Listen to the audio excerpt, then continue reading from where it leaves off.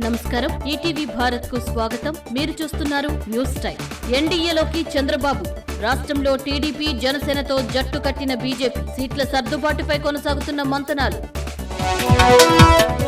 జగన్ పాలనలో అవినీతి తప్ప అభివృద్ధి లేదు, ప్రజలకిచ్చిన ఏ ఒక్క హామీని నెరవేర్చలేదని లోకేష్ ఆగ్రహం.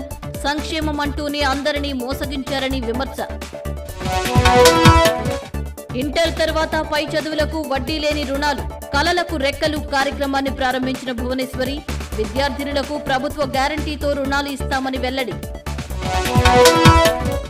కాకినాడ జిల్లాలో మత్స్యకారుల ఆందోళన, సముద్రంలో వేసిన పైప్ లైన్ తొలగించాలంటూ బోటుకు నిప్పు, ఒంటిపై పెట్రోలు పోసుకుని ఆత్మహత్యాయత్నం. షెడ్యూలుకు ముందే ఓటర్లకు వైఎస్ఆర్సీపీ ఎర, ఉపాధ్యాయునులకు మంత్రి రోజా చీర జాకెట్లు పంపిణీ, బెదిరించి మరీ టీచర్లకు ఆహ్వానం. విజయవాడ జైల్లో రిమాండ్ ఖైదీ మృతి, తిలక్ చనిపోవడంపై బంధువుల అనుమానం, ప్రభుత్వమే బాధ్యత వహించాలని డిమాండ్. ఈ నెల 12న తెలంగాణకు హోంమంత్రి అమిత్ షా, ఎంపీ ఎన్నికలపై సోషల్ మీడియా వారియర్స్ కు మార్గనిర్దేశం, 500 మంది పార్లమెంటు వర్కింగ్ గ్రూప్ సభ్యులతో అమిత్ షా సమావేశం.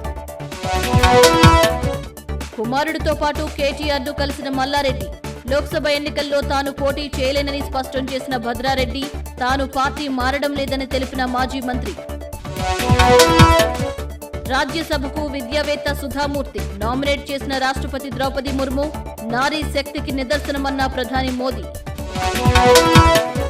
తెలుగు రాష్ట్రాల్లో మహాశివరాత్రి శోభ, శైవాలయాలకు పోటెత్తిన భక్తజనం, శివనామస్మరణతో వెల్లివిరుస్తున్న ఆధ్యాత్మిక శోభ. బెంగళూరును గడగడలాడిస్తున్న నీటి సంక్షోభం, ఎండాకాలం పూర్తిగా రాకముందే ఇబ్బందులు పడుతున్న ప్రజలు, వివిధ పనుల్లో నీటి వినియోగంపై నిషేధం విధించిన అధికారులు.